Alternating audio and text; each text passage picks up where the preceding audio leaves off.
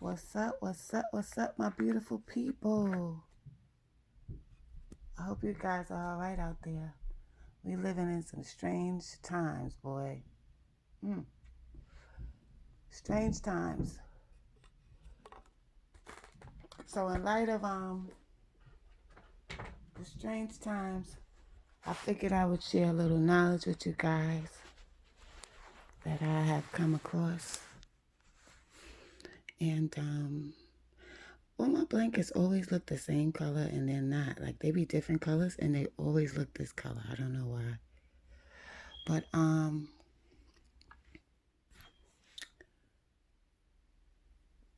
was watching the other day the video. Unfortunately, I can't get it out of my mind with this young man that murdered the two girls, and it just solidified all of my assessments of what is going on in this day and age, in this day and time. Um, I also see a lot of people are talking about Dirk possibly setting up Vaughn or sacrificing Vaughn for fame or riches or whatever you call it. But I want to give y'all some history about how I came to this mindset, because a lot of you assume that people just look at things and say, oh, well, this is a sacrifice as an opinion. But in order to formulate that opinion and be strong about what it is that you have come to decide about whatever situation you're looking at, I need to explain this to y'all. So, I'm going to give you the beginning stages of my enlightenment and two of the main people that brought to my attention what type of world we live in is the death of Michael Jackson and Jay-Z. Now, in 2009, when Michael died, I was a big Michael fan. I started surfing YouTube and I was watching like every video of Michael because I couldn't believe that he was dead. I even used to look at his parents and say, okay, he has longevity. His genes, like they live long in his family. Michael's not going nowhere no time soon. This was how much I loved Michael. And when he died, I was a fan of his since I was a little kid. Like he's older than me, but I was a fan since I was a kid.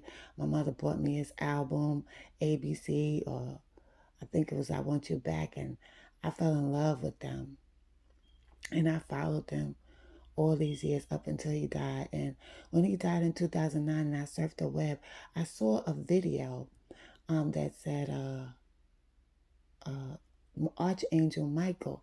And in the back of my mind and my subconscious, I was like, he does a lot of angelic things. But when I saw this video, it just made me even more curious because the picture on it was Michael Jackson with wings, like an angel. So I opened it up and I started listening, and it was Bobby Hammett.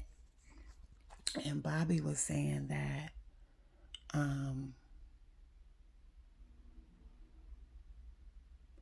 when Michael Jackson died, he got a lot of reports from people saying that they had really, really bad headaches. And I was like,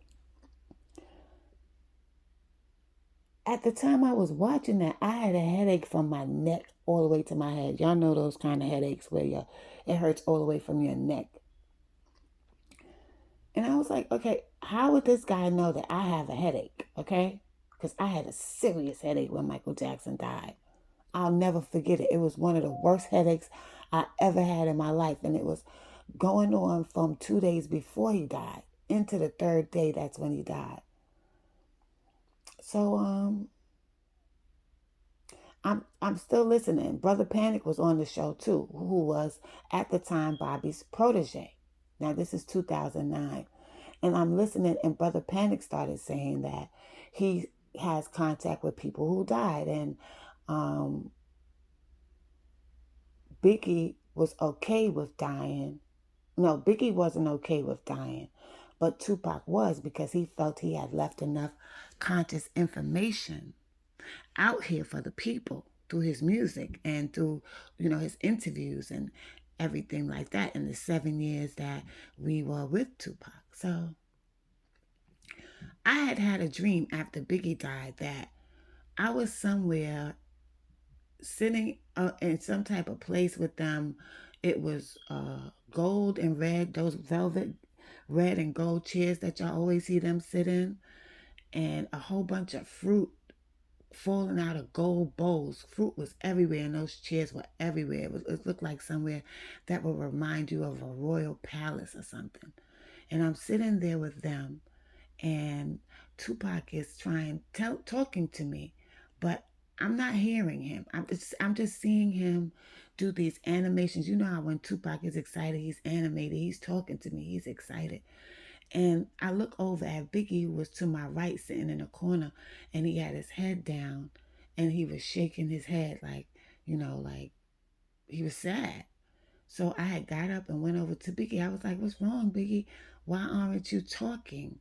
And he just kept shaking his head. Now, I had that dream in 1997, and in 2009, when I'm listening to this radio broadcast about Michael Jackson's death, Panic comes in and says that Biggie was not satisfied with dying and Tupac was. And that was the answer to my dream. Because in my dream, Biggie was upset and Tupac wasn't. Tupac was excited.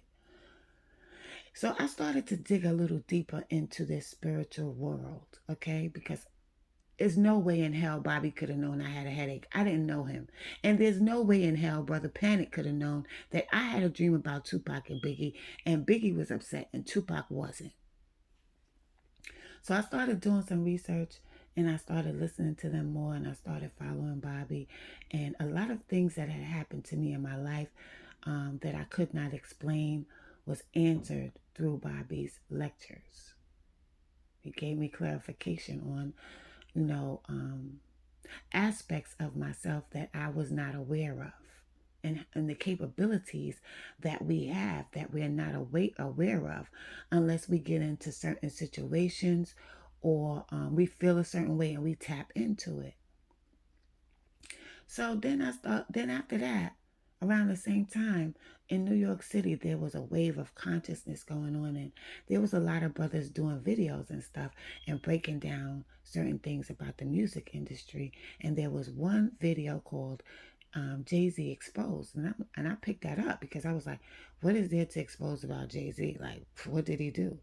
So I'm watching a video, and there's this man there, I forgot his name, and he's showing the symbols in Jay-Z's videos and certain things he said, including him wearing a sweatshirt that said, "Do what thou wilt," "Do what thou wilt," which I later found out was a saying of Aleister Crowley, who was a mainstream Satanist.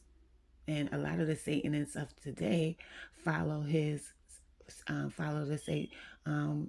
Crowley's teachings on Satanism. So I said to myself,